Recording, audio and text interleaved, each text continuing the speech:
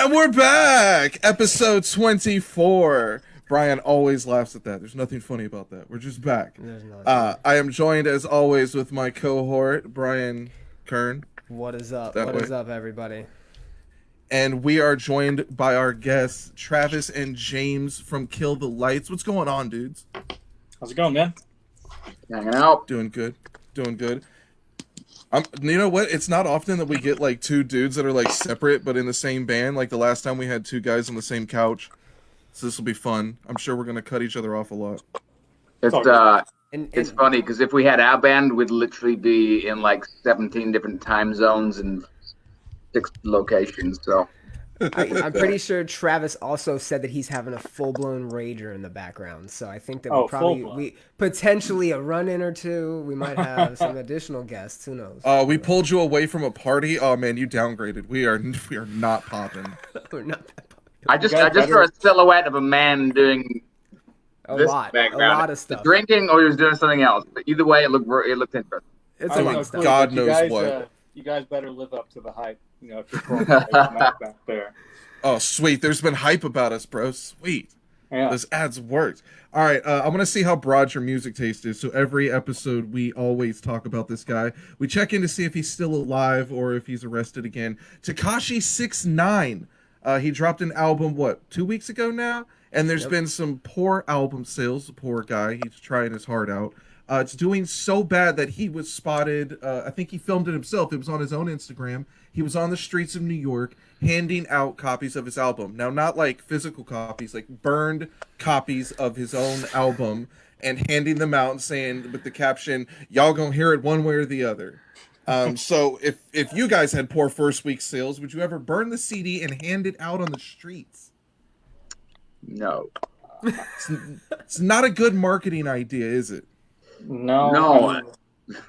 Does he have a record label right now? It fully independent. It's just him. That's how that works when nobody wants to sign you. It's impressive. Yeah. Where are you guys located? Austin, Texas. Oh, okay, I'm from Dallas, but dope. We can get to that later, maybe. But like, if you ever go to LA, that area, you'll see that a lot. People trying to force their burned CDs on you while you're walking down the street. Every metropolitan city I've ever been to, Everywhere, if you ever go to a farmer's market or a street fair, I don't want to hear your demo. What's interesting about this is he's admitting defeat almost, because the following video is him tearing his posters down like in a depressing manner. And he also did a full-length interview, which I'm intrigued by. I haven't listened to it yet. I just listened to the snippets that he put up on Instagram. He's got like 2 1-minute little snippets. But yeah, his first sit-down interview, he says it's a tell-all about what happened. I don't know if you two gentlemen are aware, but he was in prison for being a snitch.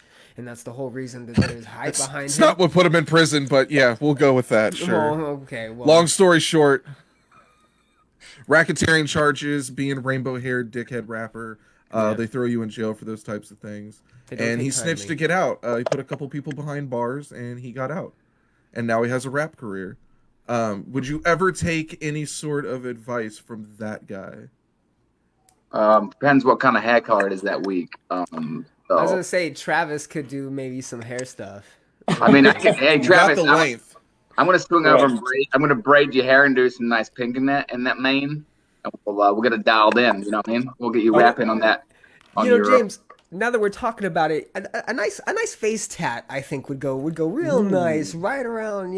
I need a couple teardrops. I'm super fucking gangster. So. Yeah, man, a couple teardrops, the dots, maybe a rose. Are you an LA fan by chance? I get a couple turds because that's about as good as I got. Oh my god! I ain't killing shit. You'd be giving people the stink eye. You'd be giving people the stink eye. That's what's up. Yeah, there you go. You looking at me? Yeah, I need the stink eye, son. Oh my god! I don't think Hot Topic will hire you if you get too many teardrop tattoos. No. Definitely. Oh no, yeah. You gotta be careful on those. You need that HT job. All right, so Tekashi's out the window. Best of luck to him and his poor album sales. Kanye West made headlines by blowing up on social media again. He is going nuts about being a slave to his record contract. He released basically his entire contract on social media, page by page, and complaining about it. And then he threw his Grammy in the toilet and pissed on it.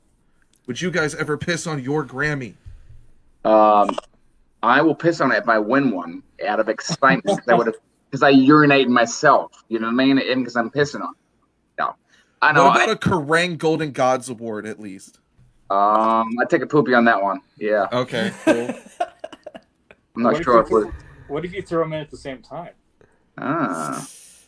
If you throw them in the same urinal and like add a VMA, then you're like the hardest metal band. You're like way cooler than that band Saliva. Like, oh my god. Right. You definitely charge. That should have been on the list. Saliva should have been on the list. You'd be at like Trapped level, right? Oh wow. Do we have a Trap fan in the house? Are you a fan of Trap, my man? I toured with Trap back in the day. How awesome were they?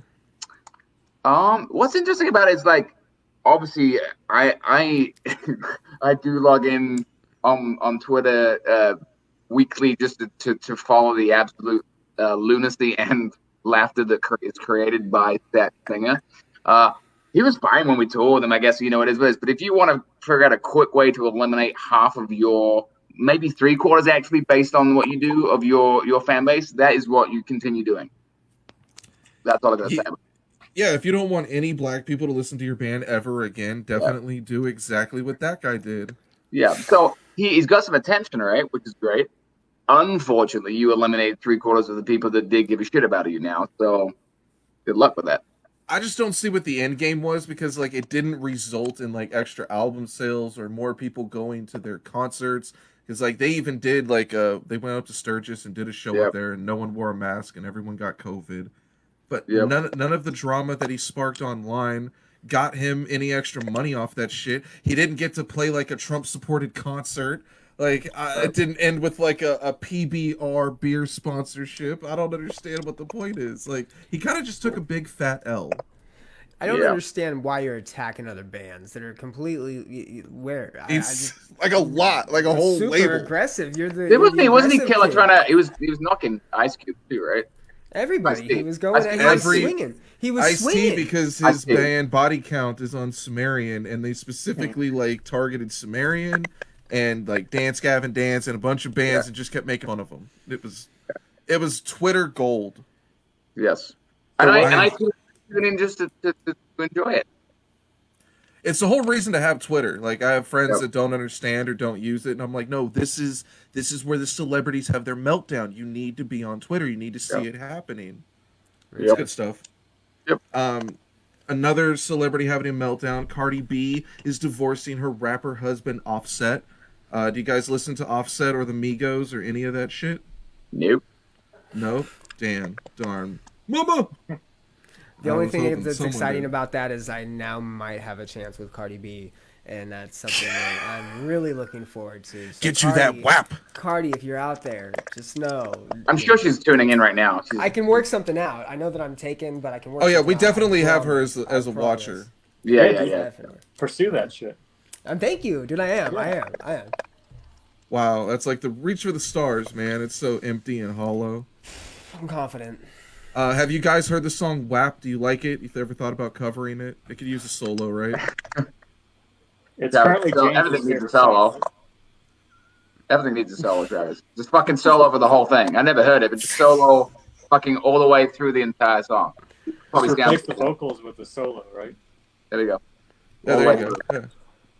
Is that the easiest way to like just be compatible with the guitarist? Is you know what, just solo the whole fucking thing. Just get it over with. No, I just try and fit in. I try and fit in between the solos. That's what happens. Just give me. I just have like 17 seconds per song of 5 minutes if I can do some shit. Right, Travis? You can have the entire song. I'll take like 5 seconds per solo. It's less work for me. Less work. This is how you get to the top, kids. Less work. And have Rangers in the background. It's a work smarter, not harder mentality, guys, okay? Right. Make that small amount of time count and then make James do the rest. Yeah. You're the one, all you're doing is singing. These guys, finger dexter. I mean, these guys are tired every night. You're just, up there piping it out, bro. What am I thinking? I once heard it referred to as masturbating the guitar. Oh, once? I think that's yeah. I didn't come up with it. Someone told me that. So no one's upset about Cardi B, Offset. All right, moving on. Nope. TikTok might get banned for real this time. Is anyone upset? Do you guys have a TikTok? Do you have a big Kill the Lights TikTok following? We've had a couple big TikTok followers repost a bunch of our stuff, but that is true. That's good. You guys see the potential in maybe creating like a TikTok dance, you know, maybe taking that extra step towards really getting out there and really getting we've been taking dance lessons right now, so yes, that's what I'm saying, dude. I don't want to throw too much away too soon, but tune in. Are we getting a choreographed music video? Is that what you guys are trying to tell us? I'm not saying we don't say no to anything, so you for sure gonna try. Okay, all right. I'm excited. Right, but the key to it is that it's all pro TikTok dancers. Is that a joke? It's yeah. This shit didn't land. I was gonna say TikTok might be might not be the best platform for you guys. Because don't you kind of want your fans to be able to like buy and drink beer? Yeah. I think isn't the average age of TikTok 13, 14, maybe? I don't know. Yeah, I would say that's like old for a TikTok user. Yeah. I mean, we're definitely on TikTok because we're cool in high school across the country. Stay in school, kids. I've been listening to a lot of like censorship and like conspiracy theory podcasts lately, and I'm glad they're kind of getting rid of TikTok because I feel it's a creepy level. How dare you? It's a creepy level of market 800 shit. followers down the drain, Brian. You don't know how fucking hard that was. You don't care. You don't care about my struggle. I have to talk to these stupid 13-year-olds. There's some interesting conspiracy theorist podcasts. There's some good stuff right now, though. Some interesting kind of. I've been tuning into that. So. What's it called? Which one is it? I have to look up here. I'm now gonna have to refer to it. Let me see here on my listening. Let me see. Is Travis? Did we lose Travis? No, I don't think so. It's just the connection might be bad. Oh, I can hear. I think it's no good, man. You typing? No. All right. All right. Like somebody was typing. Don't wait for me on the audio sounds really bad on my end, though. Oh, I thought you had like a pet hamster going through a wheel or something. I believe I was listening to the Conspiracy Theories Podcast Network, but I can't remember what I was listening to specifically on it. But what have you been listening to? Like Tinfoil Hat podcast is pretty good. Oh, is it good? Yeah. I have a podcast. I kind of go in on some conspiracy. Oh, here we go. Here we go. And now we go down the rabbit hole, and we never return. Okay, what's your platform? What do you selling? And we're back. Episode 24 and a half. We go over it at the end. We're good. Oh shit. Oh shit. So no one cares about TikTok getting banned. I'm the only one upset. Whatever. Nope. Okay. Move along. I have a lot of upset 13-year-olds on my platform. All three of them are really pissed off right now.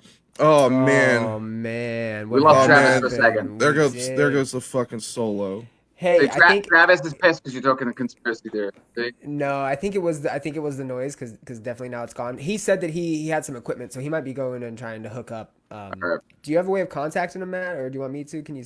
I can text him. We actually have this light that you just shine up in the sky to signal for him. It's called Batman light, the Batman thing. And then you kill it, and that's when they go.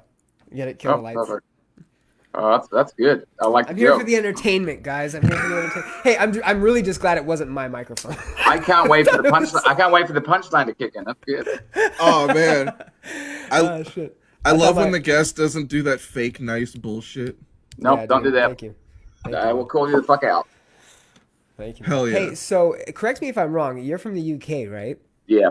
You have what's like that a like? Boston Max accent, like my accent's fucked. Which light? This light? That light? No, I said what's that like? Oh, I thought you said what's the light? I'm like that fucking light. See, that's your accent. It's so I grew up my whole life in England. I moved to Minnesota. Don't you know? Yeah, so there's that. So I moved there, and so you take England plus Minnesota creates a fucking weird Australian East Coast accent or something. I love it, dude. You sound like you should be in The Departed. You sound like you should be fucking in there with Marky Mark. So it's weird. Most people think it's Australian. I get that most. I may not be getting the full effect, right? Because we're going through the channel. There he is. There we go. It's beautiful nonetheless. Beautiful nonetheless, man. Oh yeah. Stroke that hair, baby. Looking good. Looking fantastic. All right, so before we were rudely interrupted, I was getting to the point that Captain America, Chris Evans, the guy who plays Captain America in the movie, apparently he had a dick pic get posted online and leaked. That kind of sucks, but apparently everyone's cool with it. No one's really like giving him any shit for it. His dick leaked or the picture leaked? His dick leaked because his dick pic leaked. So yeah, his dick leaked with the dick pic. You know, we're talking conspiracies. I searched the internet high and low and came across for Chris Evans' dick. Came across no dick pic, and so I am assuming that this was to draw attention away from another serious matter because I didn't see any. You know, someone out there had to get a screen. Does he have a new movie? No, he doesn't have anything. Maybe it's the election. It's the election. That's what it is. It's a distraction from the election, sir. I was gonna say, do you guys have any advice for like getting a nude leaked? Do you hide? Do you address it? Do you make a statement? Do you hire a PR person? You make no comment. No comment. That's why you always take them from the waist down. Smart. Then you say that's not mine. Unless you have visible leg tattoos. Or you take a picture of somebody else's peenie and use that, and then nobody knows it's yours. There you go. No. Dude. Last week we covered a story about that, and it got a guy in trouble. You can't do that either. Yeah. Whatever you want. Don't send the weenie pics if you don't want the weenie action. Yeah, I recommend not doing it. Key to not getting any trouble. Yeah, I think it's easier that way when you're in a band if you just don't get your wiener leaked on the internet. Just my advice to people. Does anybody remember that website? Is anyone up? No. No. Okay. Right. You missed that shit boring. Itself was a pandemic. Yeah, that was literally a website where everybody in like the scene, right, the metalcore scene, the fucking independent scene, everybody's nudes got leaked. We're talking Aaron Gillespie from Under Oath. We're talking Haley Williams. We're talking fucking everybody. Band dudes the dude from Oceano, all these gigantic girls with band trophies. Oh, son, you don't even know, dude. Yeah, and it was this rough dude. Times. Yeah, and he's been like sued multiple times, and Hunter Moore, I believe, is his name. Check it out. Good. Yeah, I'm disappointed that I missed that many penises. Oh, it's more than just that, sir. It's more than just that. I like how Brian describes the site with like a big giant dick on it, but like we're over here logging in to see the girls' pictures. All right. Oh, are you? I mean, whatever. I think we just found out what we were using the website for. We were just on the subject of Evan's wiener, okay? I was trying to segue properly. You're trying to soften the mood? Okay, good segue. Have you heard about this? Have you heard about this? Interview portion of the podcast.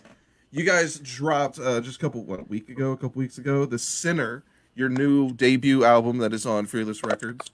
What is The Sinner? What does The Sinner mean? Who's The Sinner?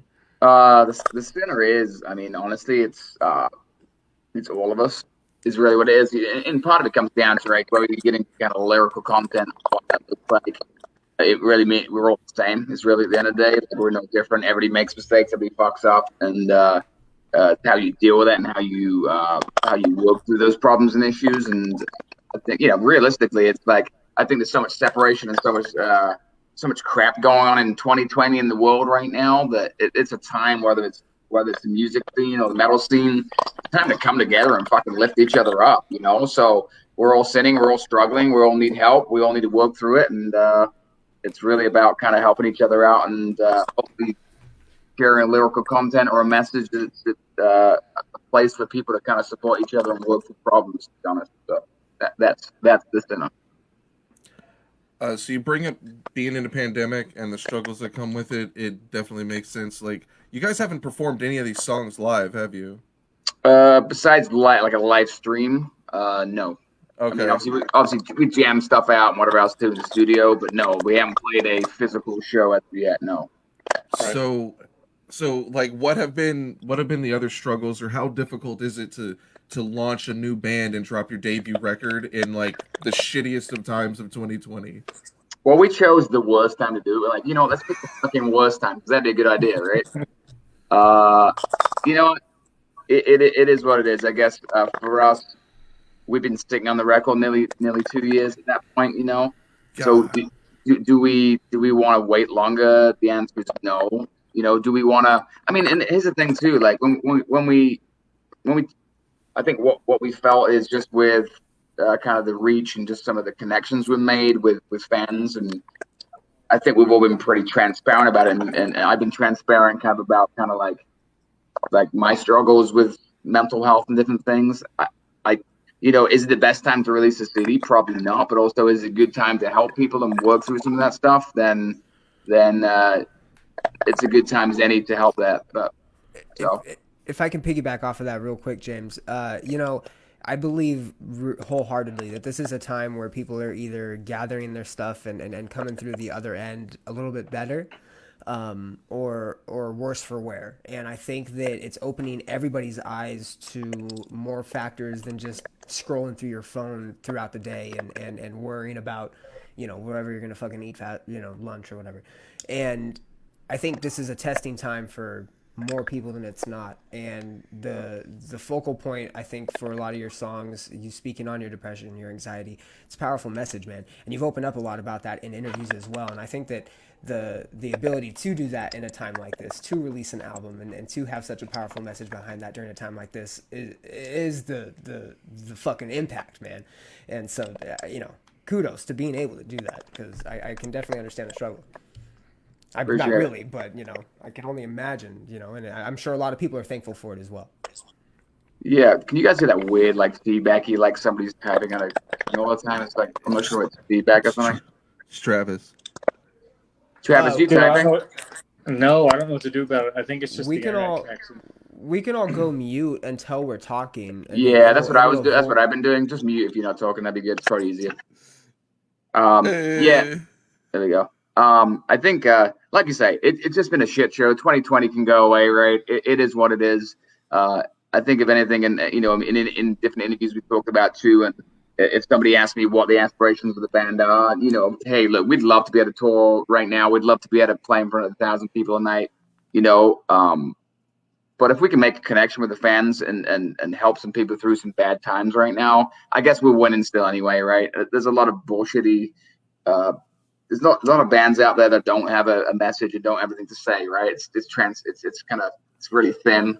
I think where we have done a good job is like, I think whether you like us or hate us, we're true to ourselves. We wrote music because we like the music. We're not trying to be anybody else. And I think music fans connect with that. Like, whether you like it or not, we don't give a shit. We're going to write music we like. And hopefully you enjoy that too. But I think all the bands I grew up with, and any band that really kind of stood the test of time, is bands that just kind of created their own mold and didn't try and follow everything else that's going on, you know. And shit, there's 100 bands that didn't do very well, and you've never heard of them because of that. But those bands, if you want to change the wheel a little bit, you've just got to kind of push through, right? So that's kind of where we're at.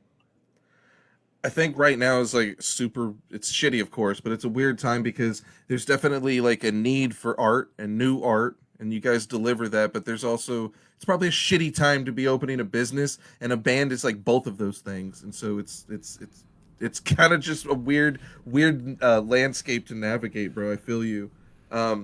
Besides like playing music live, and thank God you could do that through live streams, like, what do you guys miss about tour? Do you miss like gas station food, or seeing a new city every day, or all the hot ass chicks with tattoos at the show? Travis, answer it. He's flipping it too many times. There's not many hot ass chicks with tattoos at the shows, at least usually for the guitar players. It's usually all the nerdy guitar players when they come be like, hey, what amps do you use? What picks do you use? What guitar strings do you use? You know, which I don't mind answering that stuff because I'm a guitar nerd myself, but like, there's no. Wait till the second album. That's second album's when the horrors start coming in. That's what the book says. Great segue, man. I was going to ask you, hey, if you could be touring right now, what kit would you be using? What kit would I be using? Yeah, man. What would your stack look like? What guitar? What stack? What are you playing out of? What pedals are you using? Give me the quick gist of it. Come on. Guitar nerd to guitar nerd over here. Okay. So I've got a Fractal Audio Aspect 3. Okay. And cool. And I also have like a Seymour Duncan power amp because I like to use cabinets. So I'd be running the Aspects through a power amp, and then into like I've got an Angle cabinet and I've got a Mesa cabinet. So either one of those. I would be using a microphone into a cord, and then I would run fuck all else, and I'd sing through it. Beautiful. Yes, beautiful. You have the best cleanup at the end of every show. Are you one of those guys that's what my wife says. Hey! Oh! Hey! Oh! Boom! Boom! I need that. No. Oh, the soundboard. Yeah, the soundboard's broken. Yeah, that guy walked confetti out during the pandemic. Yeah, we're working. We're working on confetti. Wow, that was some really nerdy guitar talk. Do you have any more of that? I can't provide any of that. I don't know how to play that at all. No more guitar questions? You're just playing traditional 6-string, right? Any tempting reason to want to play a 7 or lie to higher? Him. Just lie to him. So everything in this band is 6-string so far, but I've been playing a 7-string for like 16 years now. So it's almost weird to go back to a 6-string. Like I've been playing down-tuned 7-string stuff for that long. And then I joined this band and we're playing in standard tuned 6 strings, and the lowest we're going is drop C sharp. So I don't want to. That's why I don't want to go down the threat signal route. I don't want to start bringing that into it. I was wondering, are you getting any heavier? Like, what can we expect? Is there any plan? Yeah, so like that stuff was all in drop C, and like we've been experimenting with lower tunings for like the second album stuff, but I don't know. Yeah, some of the newer stuff is techier. That's for sure, but we'll see. Like one of the demos that we have for the new album is literally a threat signal demo that I didn't use. So there's some of that riffage on there, but we'll see if that actually ends up making the cut. Nuggets, dude. Nuggets. Thank you. Yeah. Dude, that was great. I mean, for us, part of it too is, and the good thing about this band is I loved each of the guys' bands too, which is always sweet to be playing in a band with dudes who like, fuck me, the shit's really good. You know what I mean? But besides that, like part of the tuning decisions have been around a lot of what has been current is in those really dropped tunings right now. You know what I mean? And so like the reason to kind of go to more standardized kind of throwback traditional metal tuning is because nobody's doing that too right now. You know what I mean? So we love that tuning, the lower tunings, but at the same time, like trying to create our own mold and our own situation where it's not like, God, that sounds like the same band again with the same 4 notes are playing in the same tuning. We're not reinventing the wheel again, but what we are doing is kind of revisiting some of those tunings that some of the classic bands have done, and it almost sounds somewhat fresh when you do that. That's what's crazy, I think, the most about this is you have Kerrang and I want to say Metal Injection, a couple other publications have labeled you guys a supergroup, which essentially that's what you are, right? And so you kind of wonder which flavors and which styles are going to pull through. And I have to say, man, there's not one that I think sticks out. There's not one out of the 4, and I listen to. And which one of you is the weakest link? No, we don't even go there. What we do is we sit there and we go, hey, where do we really shine? Is it maybe bringing in a 7-string guitar? Is it maybe fucking with the tuning? Is it maybe getting that intense with it? Because you guys definitely have the potential, and that's why it's exciting. And when you fucking hear the material, this album it's fucking bananas, guys. It's phenomenal. I mean, the good thing is I think with the first album, like we didn't cut ourselves off from doing anything either, right? So I think we have a mix of songs on it. Like we go from kind of a freaking almost acoustic ballady thing to some thrash music to whatever, right? So I think we didn't put ourselves down a track that we can't do any of that stuff moving forward, and it's nice to feel free to be able to write the kind of music you want to do, right? I mean, the other thing too is we get into it, like I think people always, I love the comments where it's like, it kind of sounds like Bullet. Well, it does, because Moose was the original drummer for Bullet, and guess what? He was a big part of Bullet. So yeah, it's gonna sound a bit like Bullet, and the drums he played them, And it sounds a bit like Threat Sailor. It sounds a bit like Still Remain. It does, because they were all in it too. But I think collectively we've created a sound that is Kill the Lights too. You know what I mean? It's not a. We never sat down, and Travis can kind of attest to this. There was never like, hey, let's try and sound like this. It was never a piece of that. Or what we said was, hey, Travis, write a solo. You do you. And even from the first text message I had with Moose about the band, he sent me the Faceless, which is on the record. He sent me that demo and said, I said, what are you looking for? He's like, heavy and catchy. If it ain't heavy and ain't catchy, we ain't using it. And like that's pretty vague, So the best part is there was no like real guideline as to what we should do. It was like, let's write shit we enjoy doing, and that's what I think we've done on this record, and that's what we're doing with the 26 songs we have already for album 2. Oh, even better. Do you read a lot of your like comments online on social media, like when people reply to you? Yeah, it's brilliant. I love it. Yes. I love the shit. Yeah, I love the bullshit stuff. It's great. I'm really bad about that. Dang. What's That's like some of the heavy, funniest bullshit you've seen said about your band? Because the comments you're saying about Bullet, it's funny because it's like you kind of just want to say, well, no shit. It's like, well, you guys sound like a metal band. Well, no shit. My favorite one is when so Through the Night is a bit of a more of a radio centric freaking song. It is what it is, ballady, whatever, throwback.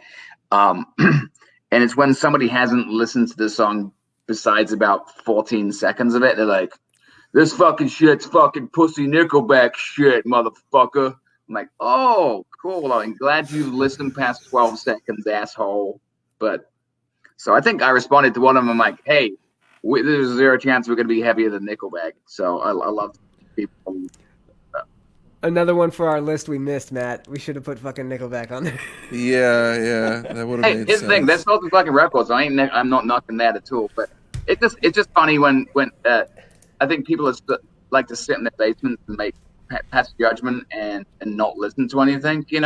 That like whatever. Like, it is what it is. I just think it's funny. I mean, this is so much. I think there's another one, Travis. Do you remember that one where somebody referenced I look like a dude that? I can't remember who it was. But I'm like, I don't even look like that fucking dude.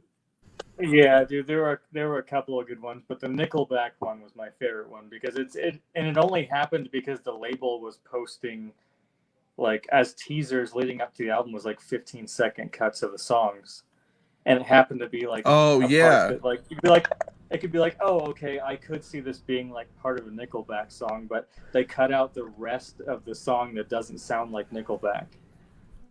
So the fickle nature of the listeners, man, is they don't give a shit. They take 15 seconds and they fucking run with it. And those kids that are talking shit on the internet, okay, they're just dickheads because we all know that a Nickelback Kill the Lights tour would be lit as fuck, okay? And if they're like 12, 13 on Twitter talking shit, their moms are just probably getting banged at the show, so naturally they're upset. Actually, probably Nickelback are their father, like that could be their dad. That's their daddy. Or the entire, Denver Broncos. One of the two. This is a South Park episode now. Hey, quick question, guys. In the Faceless, why are you marching to a broken drum? I figured Moose, being a professional drummer for quite some time now, would be able to, get that fixed, get it taken care of. You can't fix broken. Breaks a shit ton of snare drums, right? Yep. Was James just about to hit us with a cliche? Yeah. I feel like he was about to spit some fire. I feel like he was about to come out. I was, but now it's lost. You lost it, and I can't do it now. So I was like, if you hit me with some cliche, I would be like, okay, this guy's been media trained, because that's what quarterbacks do at post game conferences. You can't fix what's broken, guys. And the world is a broken place in 2020. Oh wow, that's riveting. And we're back. He brings it full circle. Yes, beautiful. Yes, I love it. So when you guys are on tour and it's not a pandemic, you guys like to party? We cool? You guys like to get down, right? I asked that because your music makes me want to drink whiskey and make out with chicks with black hair. I might want to do a rail or two. Legal, of course. As well. Might want to do a rail or two just to get it going good. You know? That's after the show, definitely, like definitely, like I mean, we like to have at least one drink and then bed by 9, but in between the 8:30 and 9, we fucking rage. 8:30 and 9 is just like a complete like bender. It's like real compact crazy. hour. Compact the hour, instead of an hour, half hour. You probably 2 vitamin C tablets. Fucking hit that water real quick, and then 1 beer. Poof, we are fucking dying. Do you get the drip? Do you get the drip the next morning to make sure you're properly hydrated? What is any of that? Yeah, definitely drip. In all your rock and roll and like metal experience, have you guys had some wild tours? Yeah, Moose has the best stories. I'm not going to share any of them, but if we're ever with you face to face, he has. They're that kind of stories. No, it's just so good. And it sounds terrible. And I'm like, I can't tell you the stories, but they're brilliant. It could be for legal reasons. It could be every reason you would imagine. Moral reasons. But and we talk about it, and like he'd admit it. And but Bullet were the Motley Crue of 2001, and everything that goes with that's some brilliant stuff. I toured with them back in 2013. That's a claim. The Motley Crue of the 2000s. That's definitely a band that could say 2001 was a blur to me. Like you're just not used to hearing that year in that phrase. I just asked that shit because your music is kind of, at least to me, like a party metal. Like I could get down to that. Like I remember back in the day, Brian said, if you don't know what to put on at a party, you put on Every Time I Die. I feel like Kill the Lights could be one of those. Like I could put that shit on and I'm not going to get people complaining, unless they're 12 and want a breakdown or some stupid shit. Yeah. I mean, honestly, we just obviously we announced our here goes the publicity thing. We announced our UK tour for March coming up in 2021. Manchester, no. Yeah. We're just excited to, it's been a long time coming. We're excited to connect with fans, just to freaking handshake people, high five people. It's one of those things. We've been so ready to do it for so long, and we're so excited to freaking play these songs, and to actually see we can gauge the reaction we're getting right now, and for the most part, it's been brilliant, But we're doing a small club tour, and that was we wanted to do a small club tour because I don't know about you guys, but you crushed 200 people in a. That's always been my friend, and Moose was Travis was a test. Moose was club tour, small club tour. That's gonna be just because the best shows I've ever been to are those 200 cap rooms. Of course. The sweaty, disgusting, dirty. The first album tour, the first drop. Yeah. Yes, of course. And something you guys have all experienced, right? You guys have all crossed that scale. You guys have all gone from the small shows to the big shows. And so, that's beautiful. Hey, I have to ask this. So you guys are officially announcing the tour, August Burns Red and another band, give me 1 second, Barry Tomorrow. Have your facts ready. Announced that they were going to do a European tour. Do you guys think that more tours, because Europe is handling the situation a little bit differently, are going to go towards Europe, go towards the UK, maybe hit international a little bit more heavy? And how on board for that are you guys? I know you are being in the UK, but what about Travis and everybody else in the band? Yeah, so I mean, Traps can talk about it too, but I mean, right now I think they're having shows in Europe right now, in the UK anyway. And then just a side note, I'm in Wisconsin right now. I'm not UK.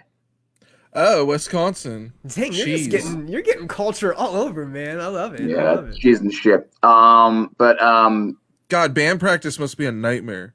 Yeah, we don't do it, so it's cool. You're that good. Yeah. When you're brilliant, Cliche. I mean, So I mean, the UK specifically is so bands are going there. You're going to see stuff, and that's getting announced. So I think even in Premier League soccer, I think they're allowing 1,000 fans to be in the stadium right now too. So fingers crossed. We get to see or have the ability to be able to play that for sure. And based on the way things are going, we should be adding some dates in different locations. It's not announced yet, so I'm not going to say it, but we're excited about that too. So, are you a Premier League fan? Yep. Who do you root for? I root for Peterborough United, and you don't even know who they are because they're 2 divisions below, and that's where I'm from. Oh, bro, yeah. Once you get relegated, you got like 1 year of my attention, and then never again. Hey, well, you never had it because we never got up there in the first place, so we never made it there. So you can't fix what's already broken, son. You know what I'm saying? This club's got to be like 5 minutes from your house or something. Yeah, I grew up there. Yeah, but Liverpool would have been Liverpool was my team when I was a kid growing up, but you still would have been disappointed. I was disappointed the last 20 years up until they won the league, you know, in a pandemic, which is funny, but anyway. In a pandemic, yeah, that's not an asterisk next to the title or nothing. Sure. So we wanted to play a fun game with you guys, and I think it'll be even funner because of the comments you said that you were getting.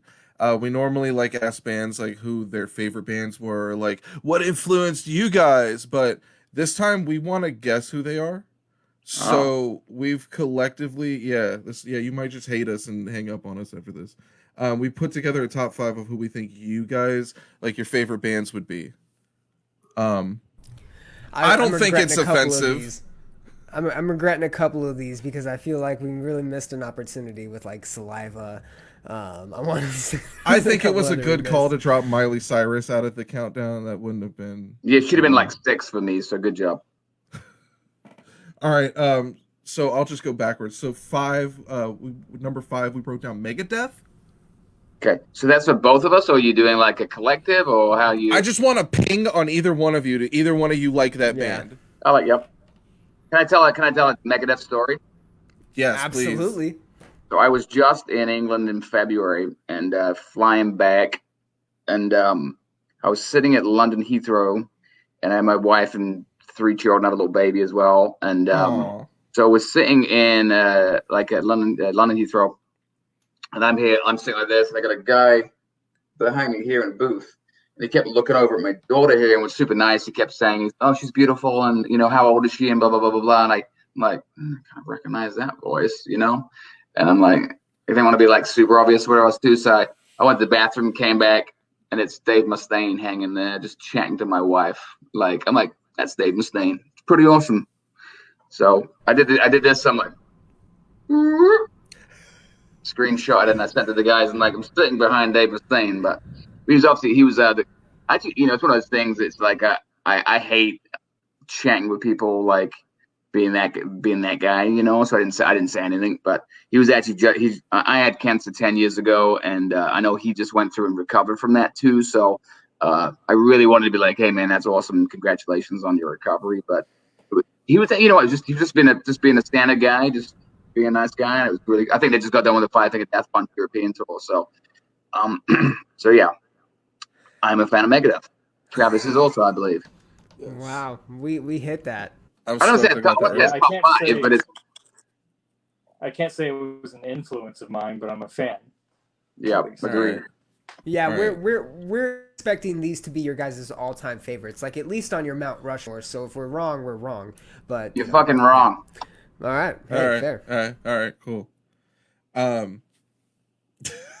This has got to be wrong. We shouldn't have put this one. There's an asterisk on this one too, though. I want to mention. So go and then number 4, Godsmack. But it was either Godsmack or I'm sorry, Disturbed. you know, I take it back. I'm sorry. Okay, which part of our band do you hear that? Listen. Good question. It was Godsmack or Disturbed. And you guys have a very powerful fucking like let's go. We were just talking about it. You guys are fucking like we're fucking going. We're taking no prisoners, no mercy, no surrender. We got it on the board back here. No mercy, no surrender. We understand. Godsmack, I think 10,000 fists, man. I think 10,000 fists, or with Disturbed, I think 10,000 fists in the air. With Godsmack, they're just fucking powerful, man. And I feel like anybody, I don't know how old you guys are. I'm 30. I'm gonna be 33 in a couple of days. Godsmack, they just hit a note with me, man. And I feel like anybody that's rocking it like you guys are and has that style. I don't think you're Godsmack. You're fucking hitting a Godsmack or a Disturbed somewhere. Somebody likes them. Am I wrong? Are we? That was another. You did the I did the part. I caught it. Yeah, I was appreciate. Yours was bad. Yours was better for sure, man. I love this. Yeah, because you could just call them out. Yeah, where the fuck do you hear that in the band? You don't. Yeah. I don't hear Godsmack in the vocals, and then I don't know, maybe Beefy Drums. I don't know. Okay. I mean, let's be honest. I mean, both those bands have written some catchy songs, right? I was thinking thematically. I love their catalog, yeah, for sure. Yep. But it's still any band what's that shit called, that yawling shit? If you suggest anyone sounds like Godsmack or Pearl Jam or any of that, they're gonna take offense to it because it's like, oh really? Oh thanks. Okay, all right. We got a couple more, sir. Whatever, fuck off. Okay, number 3. I definitely thought you guys with this one. Guns N' Roses. I love Guns N' Roses. Travis is like, nah. Okay, you got one. All right. Moose's second tour with Bullet was with Guns N' Roses European tour. Dang, that's a flex. That's pretty wild. So he went from Rob. What is it? He was on the Rob Zombie tour in the US, and they got kicked off it, and they're like, "Fuck it, let's just go on the Guns N' Roses tour to do that instead." Hey, you're going from good to great. You know, I feel like that's a jump. Certain bands are just cool when they get kicked off of shit. Yeah, I don't know how that happens. Number 2, Metallica. Yeah, I love Metallica. You can that would be my top 5. Okay. We got some cool stuff coming up that we can't tell you about that you might like about that. Covers. No, if you can't tell us, let's just make it up. Kirk Hammett was like my first like major guitar influence, so that for sure. All right. And look out for that Kill the Lights Metallica tour coming 2021 in Iceland. That's going to be sick as shit. What did you think of S&M 2 real quick, James? Decent. I think it wasn't so interesting. We were having a writing session, weren't we, Travis, out in Cali. When was that? February? Was it? Do you remember? I think it was just before we got down.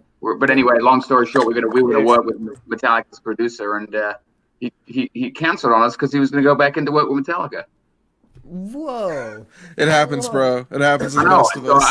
I said, "Fuck you, dude. That's it. We're done." So that's it. So I've never heard of them, never heard of that band. So you fucking do that. We're done. And that was the end of that. That's how it happens. Yep. This is the number 1 band I think we collectively agree on that maybe influenced you, maybe is your favorite, maybe you have a tattoo somewhere of it that you wouldn't admit to now. I don't know. I feel like I'm going to be disappointed with this. I know it's going to be. I don't agree with this one, but I have a couple after this that I think might go ahead. well. But Avenged Sevenfold. So awesome guys. Not my biggest influence. No. Man, maybe you guys are just way more sober than I thought. What about? No, maybe not. Different music taste. I don't know. I was thinking since you got fucking a homeboy from Still Remains, I'm thinking you guys are like Unearth fans, As I Lay Dying, fucking Kill Switch, Dillinger Escape Plan. Are you like fucking? What are your guys? Travis, I guess what? Travis, what's your top 3? Dream Theater, Opeth, Periphery, like all the progressive shit. Like I love progressive. Periphery. Nevermore. Like, you know, I play in Jeff Loomis's band. He's one of my favorite guitar players. So like all the really progressive metal stuff is where my influences are. All the guitar player bands. Pretty much, yeah. Like that's like, yeah, all the proggy, like, yeah. Oh man, you would have loved our interview with Casey Sable. Yeah, no, I like all those bands too. I'm really good friends with Misha and the Periphery guys, so like, yeah, nice. I would love that interview. Nice. Yeah, love Periphery. Damn, I just went strictly off sound. I just assumed it would have been like shreddier bands. Well, I'm glad you're hearing very generic bands when you fucking listen to our shit. No, stop. I didn't name generic bands. Okay, if you look up the combined record sales of all the bands that we mentioned, fucking some other shit. Listen to the radio. You brought up Nickelback. We didn't bring up Nickelback. I did. Fuck me. Hey, what are yours, James? What are your top 3? So I love me a lot of Rise Against, to be honest. Damn. Okay, that's a good one. I'm gonna throw it back a little bit, like Rage Against the Machine, some of the early Rage Against the Machine. We said that. We didn't put it on the list though. We didn't think it was that. Yeah, but and then I love I love the early Deftones stuff as well. Early Deftones, Around the Fur, kind of that kind of stuff. You know what I mean? Does that mean you hate the new Deftones? So I listen to new stuff. I don't know. I don't know. Everybody had a boner for White Pony. I was never a fan of White Pony. Did you listen to Genesis? They just released it today. Yeah. I mean, I love the opening sequence to that song. You know what I mean? It's raw. You know, vocally, I'm not sure yet. And I think some of that stuff you have to kind of sit with a little bit. You know what I mean? And then I'm trying to think what what's the other single they just released? What's the name of it? Anybody know? Oh, it was Ohm, wasn't it? Yeah.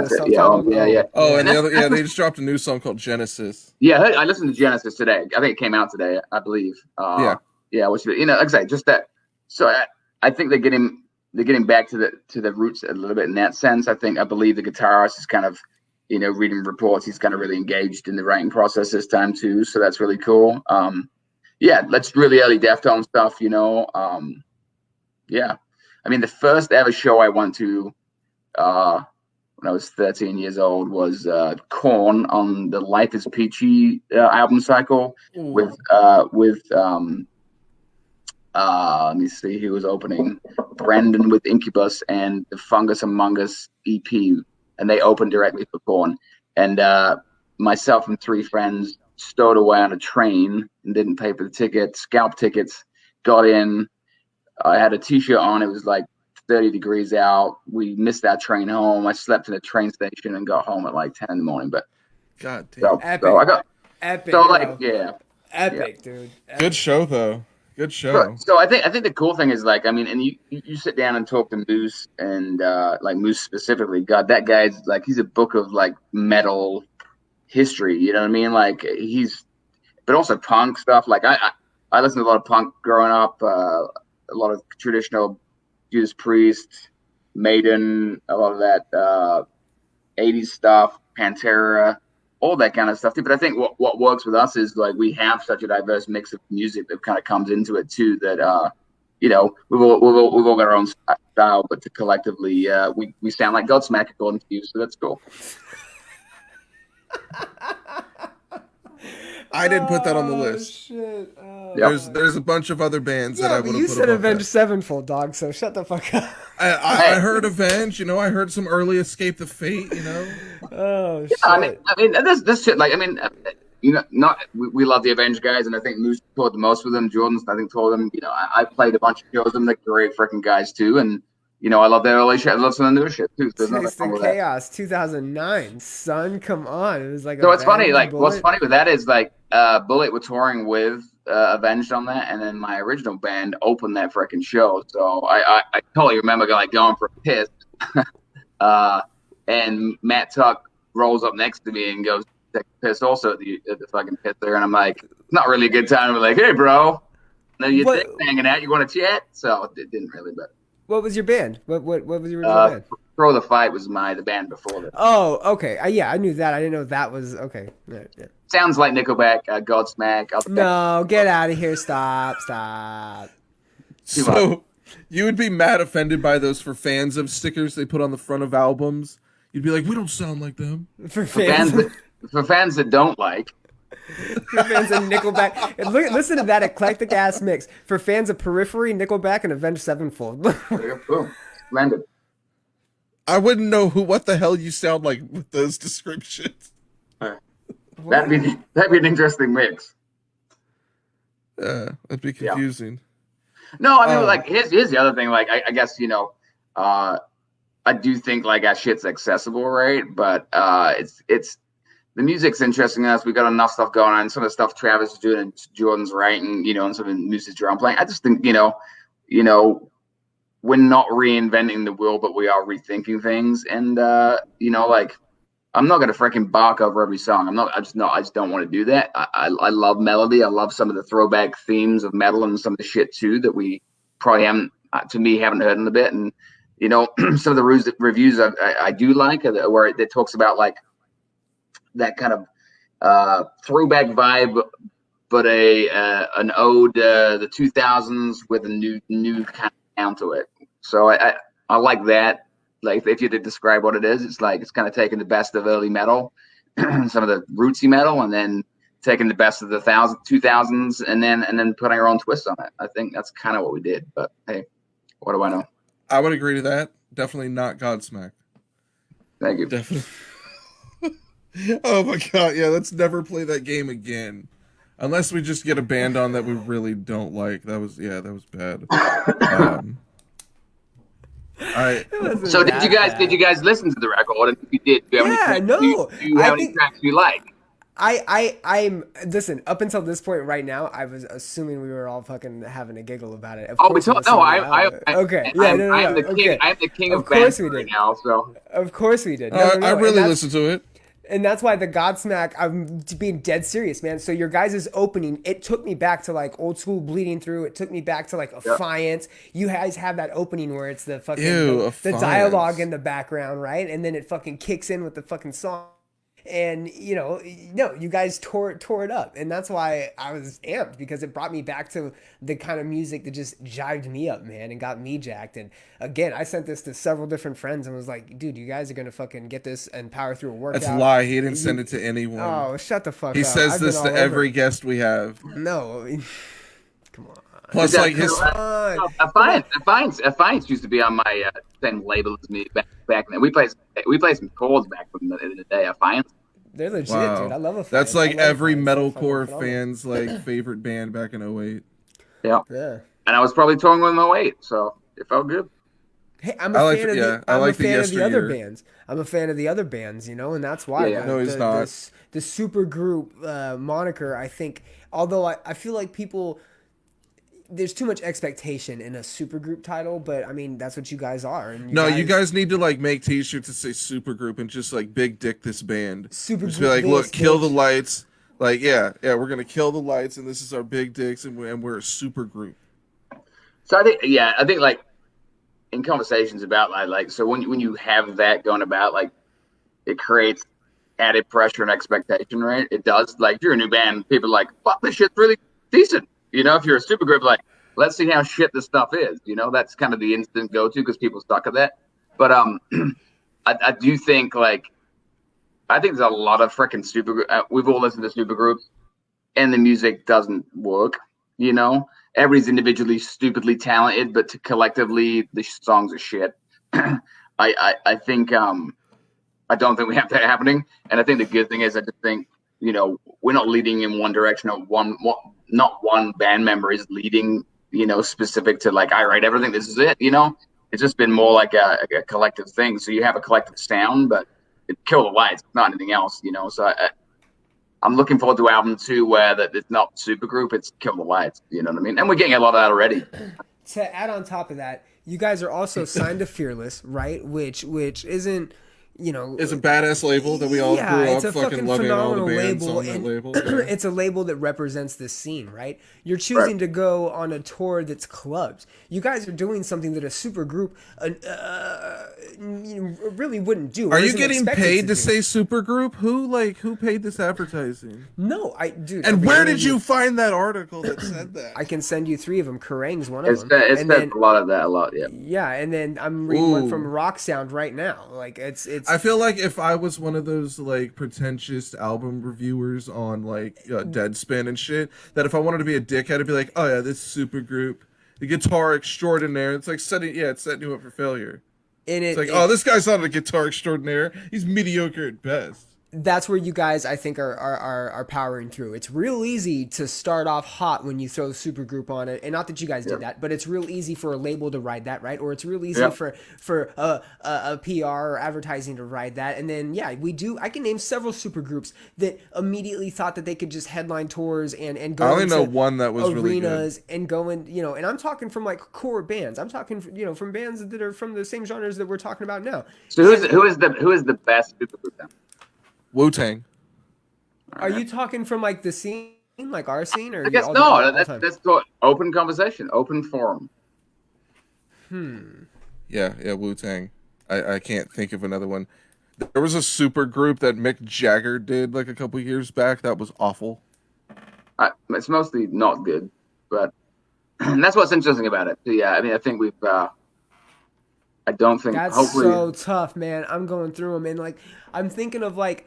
you know, you even have some like semi super groups where you have like Howard when he left Kill Switch, him and like two of the guitarists and the bassist from another band formed like a super band, you know, and you have these conjoined bands that are going the best, you know, if we're I don't know, I don't even know where to begin with that if we're talking like not just metal but all genres. It's a tough I think one. the point is that most supergroups aren't good. So whoever wrote that, it's a tough bill to fill. It's a tough shoe to fit, and they were giving you a backhanded compliment when they said that shit. That's not cool. No, you guys just you didn't. There's no. When we were going, we were working just on the looks. So we're just fucking slaying it anyway, just because we look. You guys slay, dude. Have you seen these promo photos? Have you seen these? Can your guys' jeans get any tighter, please? I am. I think the only guy that is too skinny for skinny jeans. Right. So. What? Yeah. I'm just finally transitioning into them right now, but I have a soft skinny. That sounded very awkward. Soft skinny. Who says that? I said that. Oh, he's soft skinny. He ain't slim thick. He's soft skinny. Good old soft skinny James over here. Okay. Yeah. Man, I'm finding out way more about this band. You may see that on a band T-shirt soon. Soft skinny. That's all. Soft skinny. They call me soft skinny. I'm from the Bronx. Hey, it's soft skinny. Get over here. Forget about it. Soft skinny sent me. God. Yeah. Oh, that's where it's headed. Yep. It happened, but too skinny for skinny jeans that has been an issue, but you know, I'm working through it. Put that on the ticker, Matt. Too skinny for skinny. Oh man! All right, hold on. Let me find the ticker. You can quote me, but you're gonna have to pay me every time you use it now. So. Oh, we're throwing it up as a one time. We have it in the clause. We can do it one time, so we're throwing it up one time. It's only going to be one tick. Yeah, hold on. I'm already on Legal Zoom. So you guys are already. You guys are already talking about, you know, going into a second album and already having songs to follow up on. Can we get like a direction? Is it going to change at all? What are we looking at? Yeah, we're going for like really kind of a country meets Western vibe on this one. Fuck yes. Yes. Every song features Danny Warsnop in a cowboy hat. Oh, can we get that? Travis is sitting down. He's got a slide guitar on the whole fucking thing. Thank you, Travis. Every show you pull up and put a rocking chair up and he just sits in the rocking chair the whole time he plays. Yep. He's gonna get real edgy and play a 6-string banjo, and it's gonna. Well, how many strings are on a banjo? 5, right? I don't know, Brian. I don't play. Yeah, I think it's 5. 5 strings. Yeah, so he's gonna get edgy and play a 6-string banjo, and it's gonna add a whole new element. He's gonna drop tune it, and it's gonna be phenomenal. Have you had those guys? Those guys did that. It was AC/DC they did on banjo though. It was actually a pretty legitimate cover. I think it was those guys. It Slade. You guys listen to that?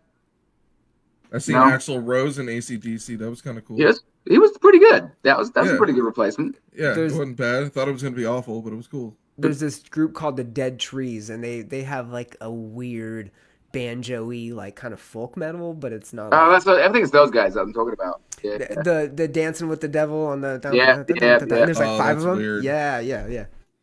Direction for the new album.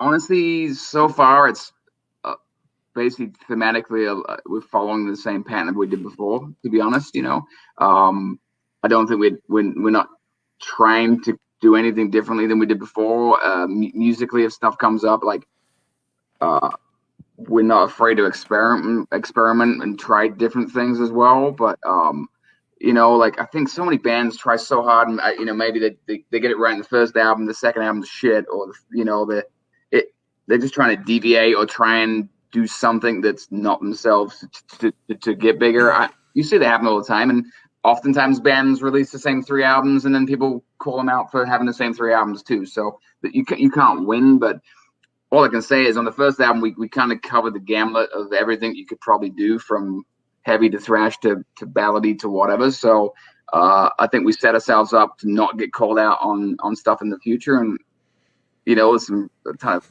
there's a bunch of thrashy stuff on this new stuff. There's about it's big chorus. You know, some of the stuff's even heavier, to be honest. That's in my mind. It's heavier than what the first record is too. So I think kind of probably in a more extreme version of what record 1 was. I mean, I know this, you know, the Center just came out. So what's the cycle looking like? Are you guys hoping to get into the studio maybe end of next year sometime, maybe summertime? Yeah, hopefully next summer. Yep. Hell yeah. So I mean, you know, and that's going to come down to kind of the label's decisions on that too. And to be honest, people talk about labels and everything else too. So far, the label's been brilliant to us. That like people can always knock on labels from the get go. The label's been super good to us. They've been super supportive. They never wanted to push us in a certain direction. They liked what we were doing. What we liked about the label is the kind of diversity on the label too. You know, we're not there's a blend on that level. It's not just all metal. It's everything, right? So they understand how to market the bands. They understand it, and they also want to take a risk with a metal band too. So it's cool to be a part of something that with a record label that's willing to take risks and know how to push bands in all different levels. So yeah, no, I mean, Fearless is dope. Yeah, I mean, the whole team's great, but but so for us, it's just like we've been writing, you know, and we got about 25, 26 songs right now, you know, in different forms. About 15, 16 have got lyrics on them and vocals on them, and you know, we keep blasting out. I was in the studio today, you know, we're blasting out probably a demo a week right now. So, damn. Maybe a B-sides or like a fucking, you already got like an album, an EP or something. Give us a bonus DVD. You know, like maybe come out with a comic book.